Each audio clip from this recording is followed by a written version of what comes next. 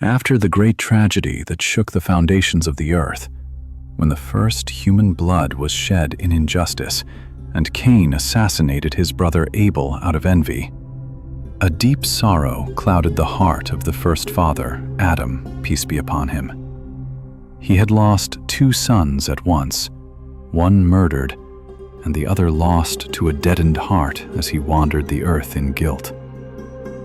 Adam and Eve lived through heavy days of grief, yet the mercy of God is never absent. 5 years after that painful incident, God granted Adam a blessed boy, unlike his siblings.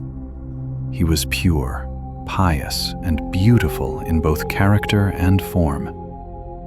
Adam saw in him a divine compensation and a healing for his broken heart, naming him Seth, Shith, which means the gift of God. Seth grew up under his father's wing, becoming the most righteous of Adam's children and the one who resembled him most. It was as if God wanted to reassure Adam that his message would not perish.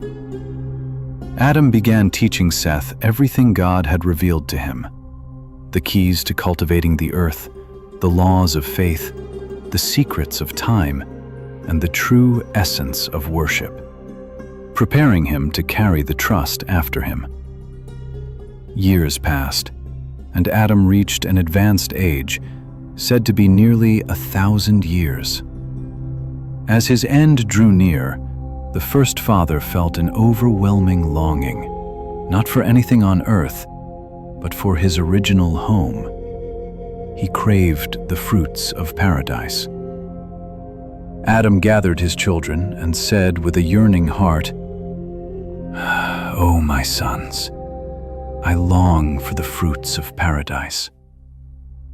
They set out to search for what their father requested, hoping to find something that carried the scent of the higher realm. However, on their path, they were met by the angels of the Most Merciful, carrying shrouds and perfumes from paradise, along with tools for burial.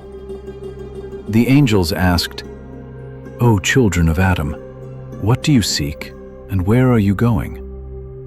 They replied, "Our father is ill and longs for the fruits of paradise." The angels responded with the finality of destiny. "Return, for the matter is decided. Your father's time has come to an end." When the children returned with the angels, Eve recognized the celestial visitors and rushed to Adam for comfort. Adam, with the soul of one certain and at peace, said to her, "Leave me be, for I was brought into this world through you. Let there be space between me and the angels of my Lord."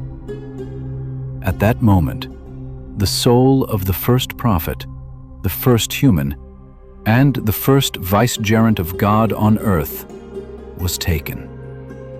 The angels washed him, shrouded him, dug his grave, and prayed over him, teaching his children the final rites of farewell. They told them, "This is your tradition for your dead, O children of Adam." Adam departed, leaving the earth as a trust in the hands of his righteous son, Seth. But what would Seth do? He now faced a monumental challenge, leading the believers while confronting the growing darkness in the lowlands, where the descendants of Cain had begun to spread corruption and stray from the path of God.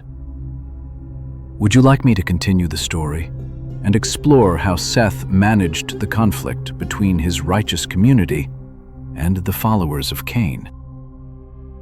Seth, peace be upon him, took up the mantle of leadership after the passing of his father, Adam, proving to be the best successor to the finest predecessor. He was not merely a devoted son, but a messenger of God. Divine revelation descended upon him in the form of 50 scrolls containing laws, wisdom, and exhortations.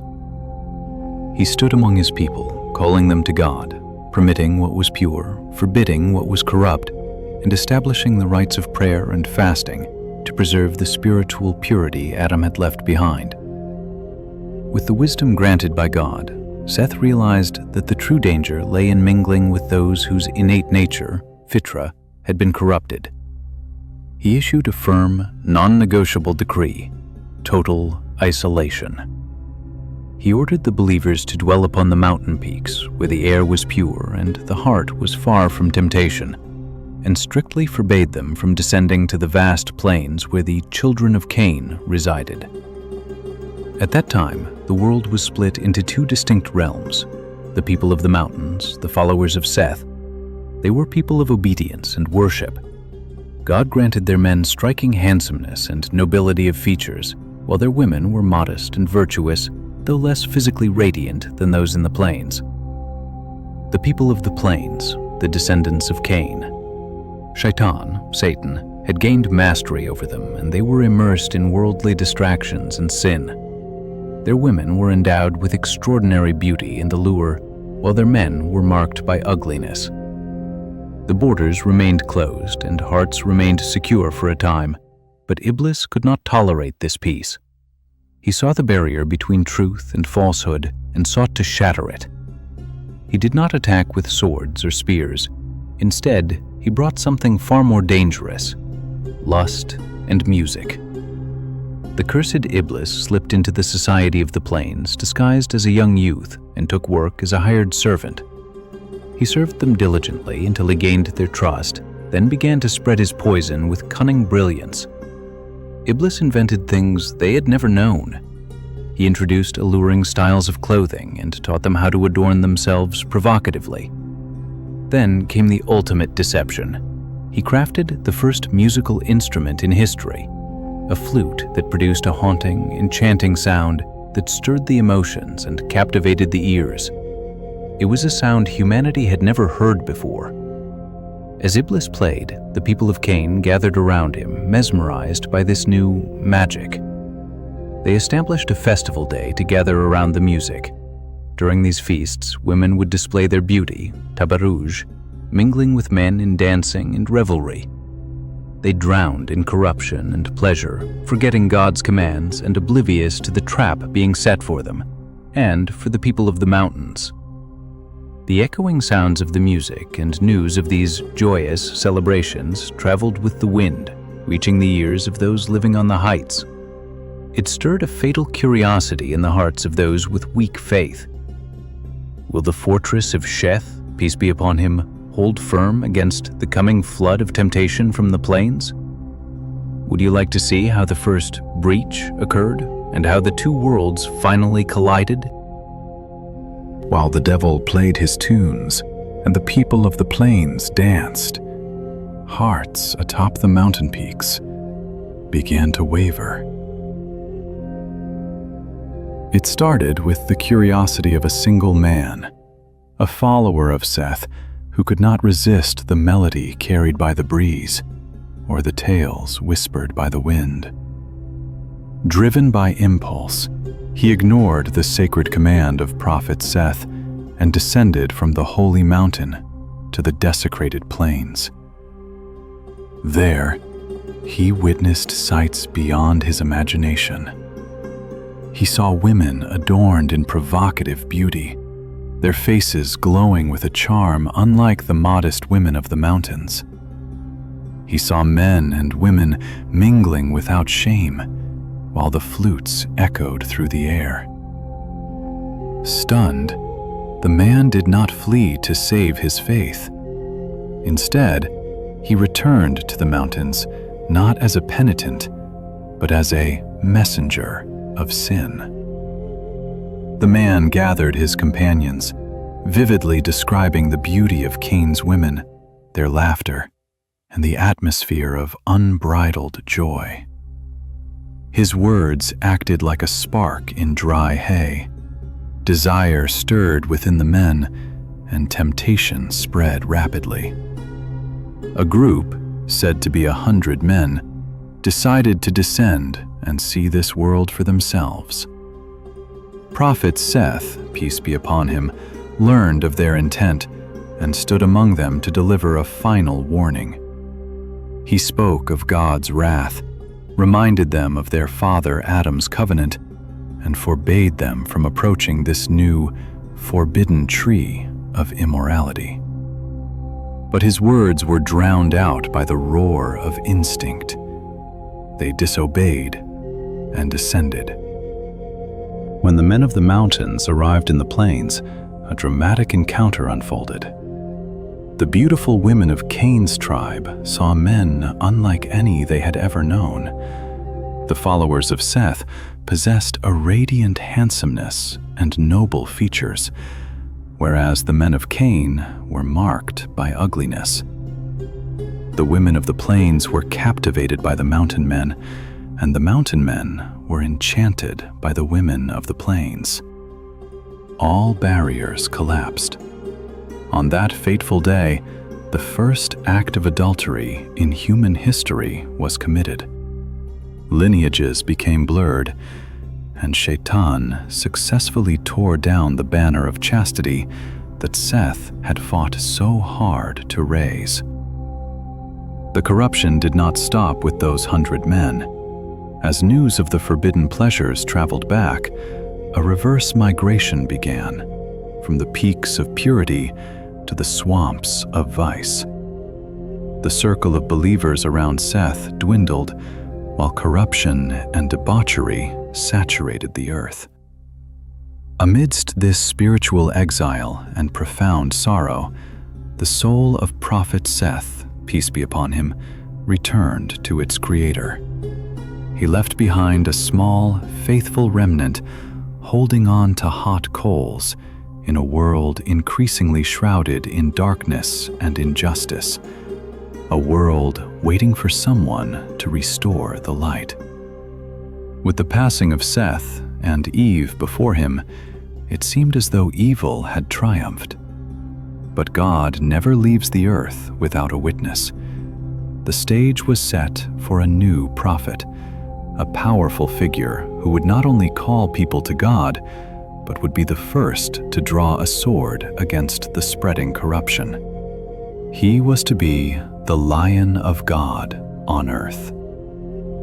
Would you like to continue the journey and see how Prophet Idris, Enoch, the first to write with a pen and the first to wage war in the name of God, rose to confront the descendants of Cain? Amidst the encroaching darkness creeping from the plains toward the mountains, and after corruption had taken root in the earth, Allah chose a man from the best of Adam's descendants. This was a man who was not merely a worshipper in a niche, but a walking civilization. He was Idris, peace be upon him, the third prophet after Adam and Seth, and the great-grandfather of Noah. Idris was born during the lifetime of his great-grandfather Adam, living with him for nearly 120 years. He drank from Adam's knowledge and witnessed the first light of prophecy. However, Idris possessed unique qualities that made him a singular figure in human history. The pen.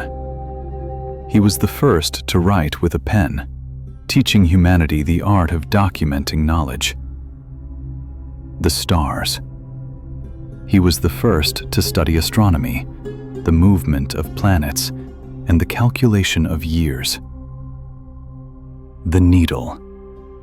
He was the first tailor to sew garments and wear stitched clothing, whereas people before him wore raw animal skins. Idris was the ultimate symbol of combining labor with worship. It is said that as he sewed, with every thrust of the needle, he would utter, Subhanallah, glory be to God. There was no one on earth in his time more devoted to worship than him. His daily good deeds were equivalent to those of all the inhabitants of the earth combined. Idris was not a recluse indifferent to the painful reality of his people. When he saw that the transgressions of the descendants of Cain had escalated, and that they were no longer satisfied with sin, but had begun attacking and harming the believers, he realized that gentle preaching was no longer enough for these tyrants. He made a historic decision that changed the face of the struggle. He established the tradition of Jihad in the path of Allah. Idris organized the ranks of the believers and prepared the first standing army in human history. He trained them in horsemanship and organized infantry, then led them down from the mountain peaks like a roaring flood toward the plains of Cain. It was a battle between light and darkness, between chastity and debauchery. He raided the strongholds of corruption, fought heroically, and dealt them a crushing defeat, curbing their evil and restoring the majesty of divine law on earth. The earth lived under the rule of Idris in an era of justice, science, and light. As a reward for this great prophet, who combined the ink of the scholars with the courage of the warriors, Allah reserved for him an honor no prophet before him had received. It was a celestial honor that transcended the ordinary, a mysterious and wondrous conclusion to his time on earth, leading to a journey not across the land, but into the very heart of the heavens. Would you like to explore the extraordinary mystery of Idris's elevation and his encounter with the angel of death in the fourth heaven? Idris, peace be upon him, attained a status unmatched by anyone in his time. It was revealed to him that every day his good deeds were equivalent to the deeds of all the children of Adam combined. Upon hearing this, Idris did not become arrogant. Instead, he felt the burning ambition of the righteous. He wished for a longer life, not for worldly pleasure, but to climb even higher in the degrees of closeness to God. According to the accounts, such as those mentioned by Ka'b al-Ahbar to Ibn Abbas, a wondrous event marked the end of his earthly life. It is said that Idris had a close companion among the angels. Idris made a unique request. "Could you speak to the angel of death to delay my term, so that I may increase in gratitude and worship?" The angel agreed, carrying Idris on his wing and ascending through the layers of the atmosphere, piercing the heavens. They passed the first, second, and third heavens until they reached the fourth heaven. There, a breathtaking divine coincidence occurred. The angel carrying Idris met the angel of death who was descending. The angel said, "O angel of death, I have a request for you. Idris asks if you could extend his life." The angel of death looked puzzled and asked, "And where is Idris now?" The angel replied, "He is here, upon my back." The angel of death exclaimed, "Subhanallah! I was just commanded to seize the soul of Idris in the fourth heaven, and I wondered to myself, how can I seize his soul in the fourth heaven while he is walking upon the earth?" But God's command is always the truth. At that exact moment, in that high and sacred place, destiny was fulfilled. The soul of Idris was taken in the fourth heaven, manifesting the words of Allah, and we raised him to a high station. Quran 1957. Centuries later, during the night journey, Isra and Miraj, Prophet Muhammad, peace be upon him, met Idris in the fourth heaven, where Idris welcomed him, saying, "Welcome, O righteous brother and righteous prophet." Following the elevation of Idris, humanity enjoyed a golden age. For 10 centuries, 1,000 years, mankind remained on a single religion, worshiping Allah alone without partners, holding fast to the teachings of Adam, Seth, and Idris. Monotheism, Tawheed, was the foundation, and polytheism was unknown to the world. As history often shows, Iblis, Satan, was plotting the greatest conspiracy in the history of faith. He did not approach the people and say, "Disbelieve in God." Instead, he entered through the door of love and loyalty to the righteous.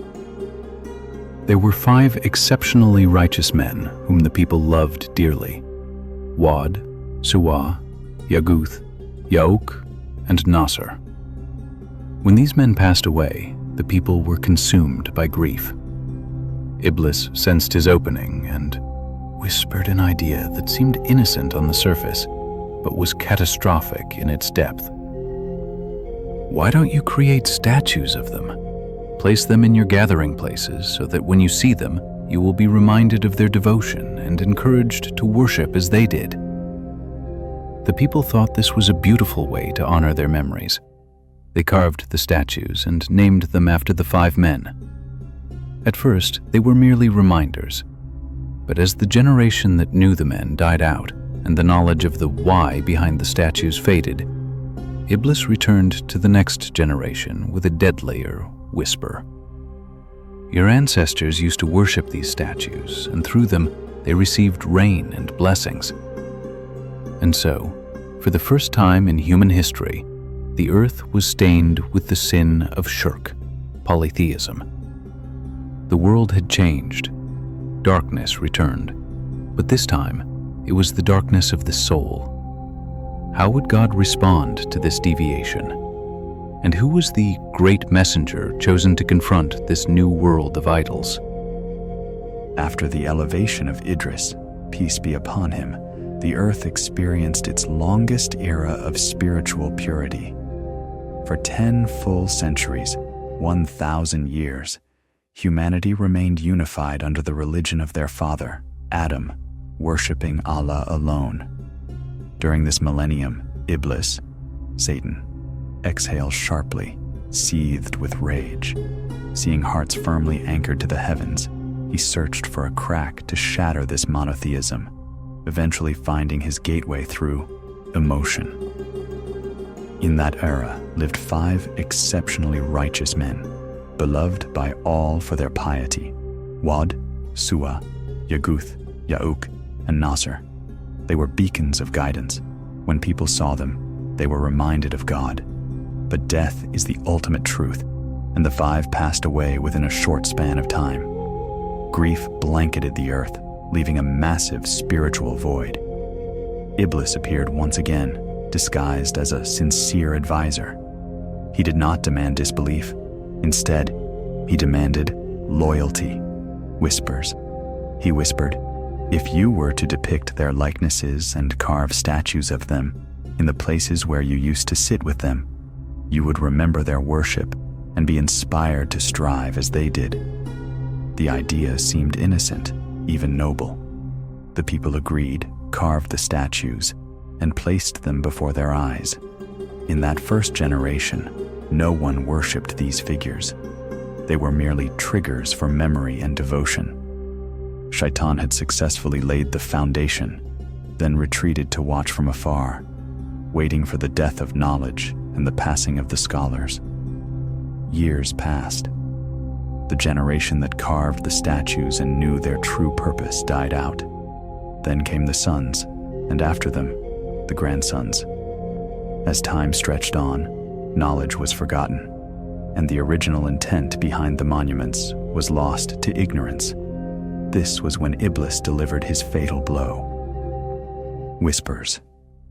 He appeared to the descendants and said, "Do you know why your ancestors erected these statues? They only did so to worship them. It was through them they received rain, and through them they were granted victory over their enemies." The descendants believed the lie. For the first time in human history since Adam, man prostrated to stone. The statues became gods, and Shirk, polytheism, spread across the earth like wildfire. Darkness fell. People forgot Allah, began circling around Wad and Suwa, and offered sacrifices to Yaguth, Ya'uk, and Nasr.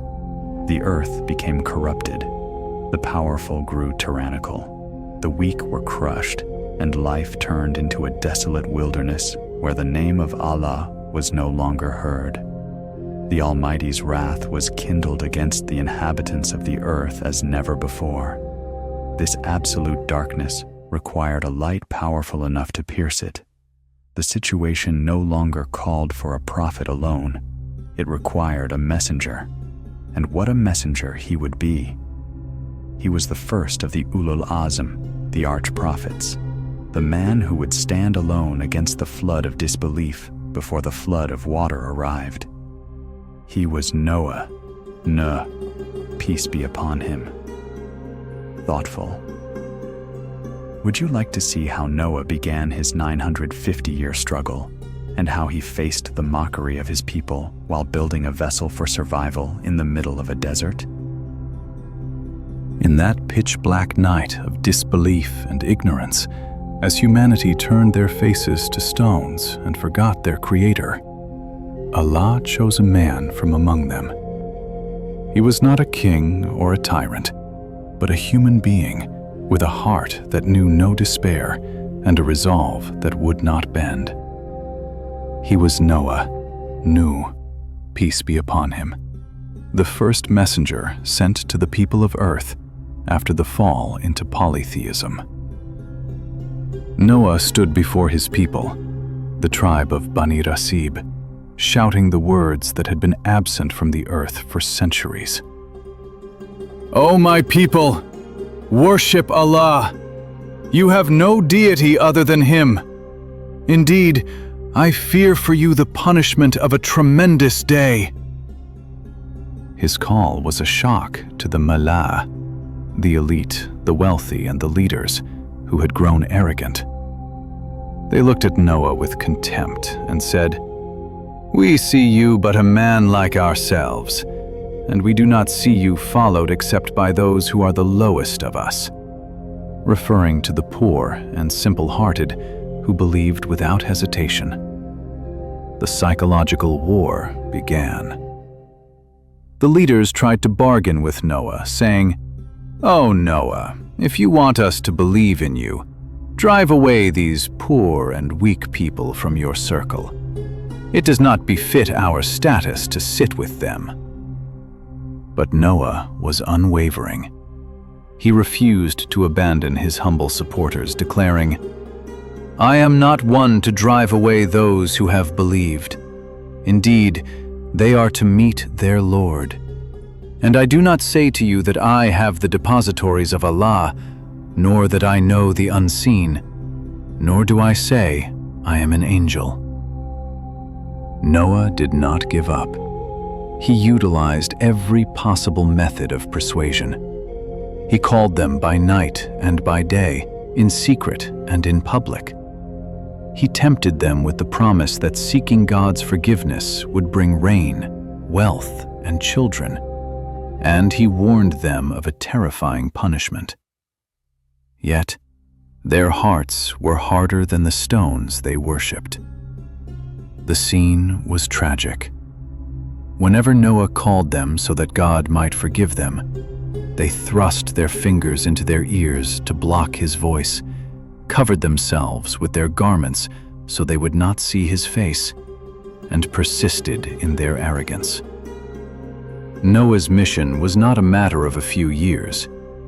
It was a miracle of endurance. He remained among them for 950 years. Imagine 10 centuries of planting seeds in a barren land that grew nothing but thorns. Generations died and new ones were born, with fathers passing down a singular legacy to their sons. Do not believe this madman. Finally, the people's patience, not Noah's, ran out. Fed up with his persistence, they challenged him openly. "O Noah, you have disputed with us and been frequent in dispute with us.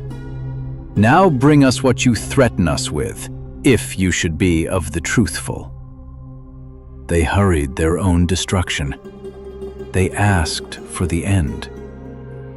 At that moment, with a heavy heart, Noah turned toward the heavens and complained to his Lord.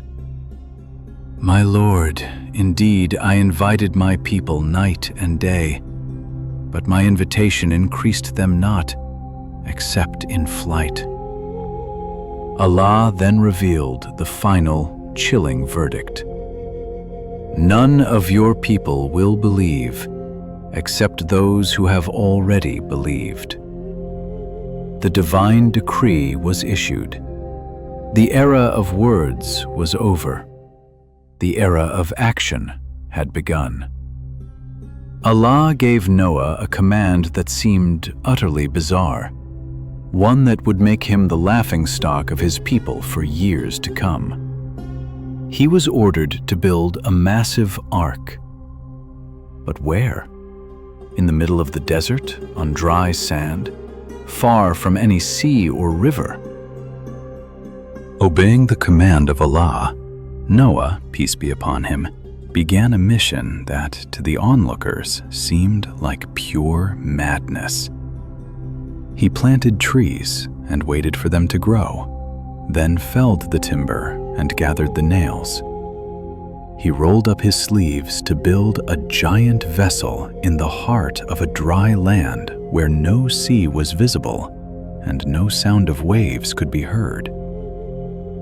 As the disbelievers passed him while he worked, their laughter grew louder and their sarcasm sharper. They mocked him, saying, "Oh, Noah, have you become a carpenter after being a prophet?"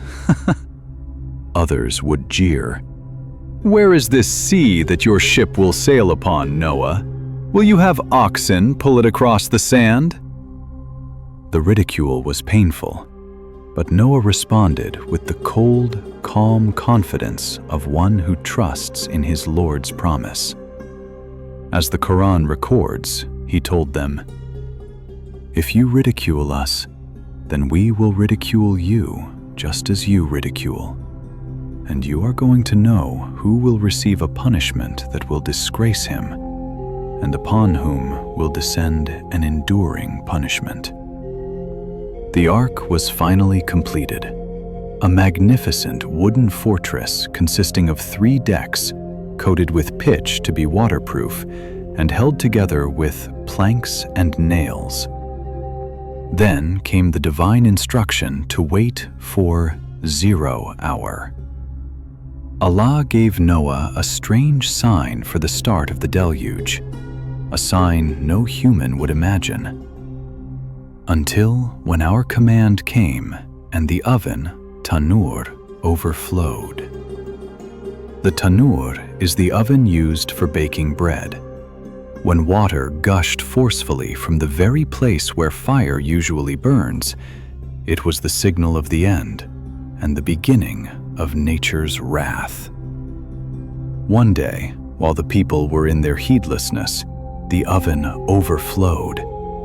Water erupted from the furnace. Noah realized the time had come and rushed to fulfill his Lord's instructions. He loaded onto the ark a pair of every animal and bird, male and female, to ensure the survival of all species. He then called out to the few believers who had followed him, said to be about 80 people. "Embark therein. In the name of Allah is its course and its anchorage." The believers boarded, the animals took their places, and the doors were sealed. At that moment, the face of the world changed forever. Allah commanded the sky to open its gates, and it did not merely rain. The water poured down like the mouths of open skins. He commanded the earth to erupt, and the dry land turned into massive springs. The falling water of the sky met the surging water of the earth to form a flood unlike any humanity had ever seen or would ever see again. The water rose with insane speed, submerging houses, then trees, then hills. The disbelievers fled in terror toward the mountains, thinking they would be saved, while Noah's Ark carved its path through the horror in peace and safety. Amidst this terrifying scene, with waves as high as mountains, Noah stood on the deck of the ark. His fatherly heart stirred. He remembered his son, the son who had not boarded with him. Gazing into the roaring waves, he saw his own flesh and blood struggling against the rising water. What was said in that final dialogue between the prophet of God and his son? Amidst the clashing waves that had grown as high as mountains, and over the roar of thunder and the hiss of the surging water, Noah, peace be upon him, stood at the edge of the ark, his heart trembling with fear and pity. He saw his son, Yam, also known as Canaan, struggling against the tide, desperately swimming toward a mountain peak that the water had not yet swallowed. Noah called out to his son with the aching heart of a father, his voice filled with hope. "Oh, my son, come aboard with us and be not with the disbelievers." Quran 11:42. It was the final chance for survival, the hand of prophecy reaching out to pluck him from certain doom. But the son, even with death surrounding him, remained a prisoner of his stubbornness and material pride. He believed the laws of nature, the height of a mountain, could protect him from the wrath of the creator of nature. He shouted back to his father, "I will take refuge on a mountain to protect me from the water." Quran 11:43. Noah replied with the absolute truth his son failed to see.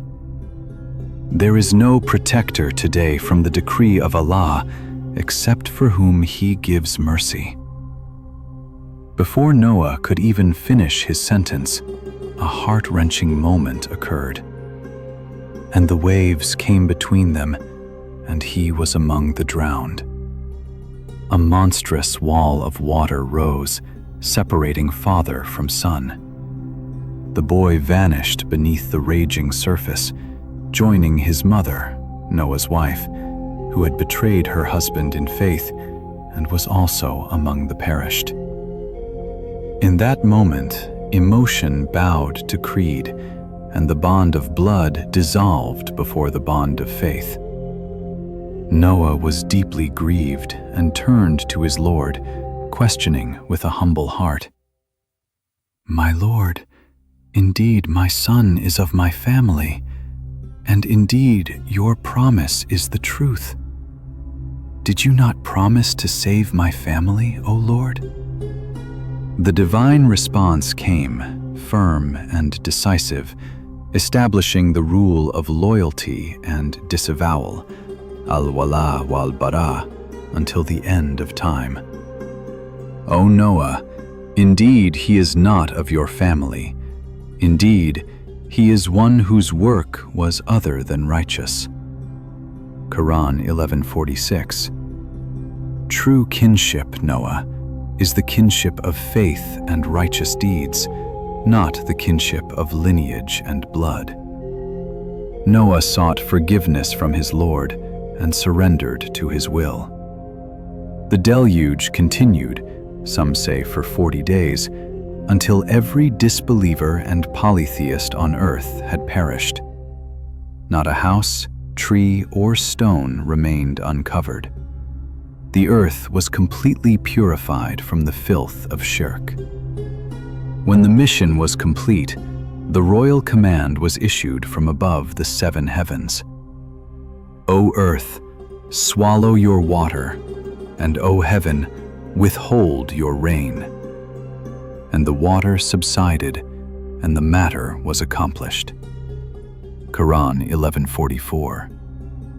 The sky ceased its pouring, the earth opened its pores to swallow the flood, and a majestic silence fell, the silence of death and rebirth. The ark moved slowly until it came to rest upon Mount Judy. It was said, "Away with the wrongdoing people." Noah and the believers disembarked in peace and blessings. Their feet touched muddy but pure land, free of idols and tyrants. They began to inhabit the earth anew. However, a divine mystery unfolded. The believers who were with Noah were not granted lasting descendants. Allah willed that the entire future lineage of humanity would stem from only 3 men, the 3 surviving sons of Noah.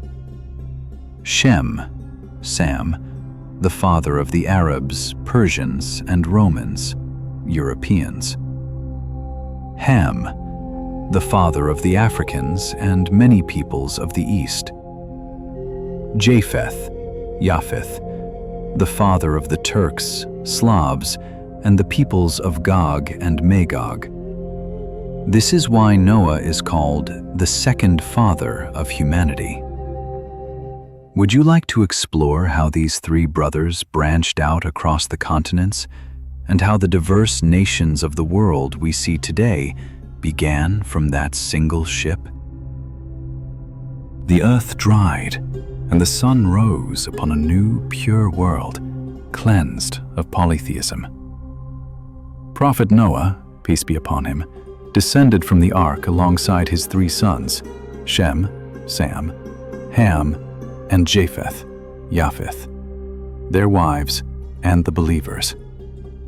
While the land was blessed for all survivors, divine wisdom decreed that the lineages of the other believers would eventually end. Allah granted the continuity of the human race solely through the descendants of Noah, as the Quran states, "And we made his descendants the ones remaining on the earth." Quran 37:77. Thus, Noah earned the title of the second father of humanity. Every human walking the earth today is a descendant of one of these 3 brothers. As the brothers spread across the globe to cultivate the land, their features and languages began to diversify by the will of Allah. Shem, father of Arabs, Persians, and Romans. He moved toward the east and the center, the Arabian Peninsula, Levant, and Iraq. From his lineage came the prophets, the Arabs, the Israelites, and the Persians. His descendants were generally characterized by white and olive skin tones. Ham, father of Africans, Copts, and Berbers. He moved toward the south and west, Africa. From his lineage came the people of Egypt, Copts, Nubia, Abyssinia, the Amazigh, and the early Canaanites. His descendants were characterized by dark skin and physical strength. Japheth, father of Turks, Slavs, and Gog and Magog. He moved toward the north and the Far East. His descendants include the peoples of Europe, the Turks, the Chinese, the Mongols, and the tribes of Gog and Magog. They were generally characterized by fair hair, reddish complexions, and distinct eye shapes. Noah lived for 350 years after the flood, constantly advising his children to worship Allah alone. On his deathbed, he gathered his sons and gave his final testament. "I command you with 2 things and forbid you from 2. I command you with La ilaha illa Allah, there is no God but Allah, and Subhan Allah wa bihamdihi, glory and praise be to Allah. And I forbid you from shirk, polytheism, and kibr, arrogance." Noah passed away after a monumental life of struggle and patience, leaving the earth filled with monotheism. But did humanity keep this covenant? As the generations multiplied, a mighty tribe emerged in the Arabian Peninsula. Their bodies were as tall as palm trees, and their strength could crush mountains. They were the giants, the people of Ad. Would these giants honor the legacy of Noah? Or would Shaitan lay a new trap for them? And who is the prophet destined to stand alone against these titans? We have reached the conclusion of our series, The Stories of the Quran 2, The Journey of the Early Prophets, Adam, Seth, Idris, and Noah. If you enjoyed this narrative journey, please show your support. Like this video to help it reach others. Subscribe and turn on notifications so you don't miss the next epic chapter. Comment below and tell us which part of the story moved you the most. Join us in the next episode for a brand new epic. The Stories of the Quran 3. The Tale of Hud and Salih, the Giants of Ad and Thamud, and the Challenge of the Raging Wind and the Ultimate Shout. Stay in God's peace and protection.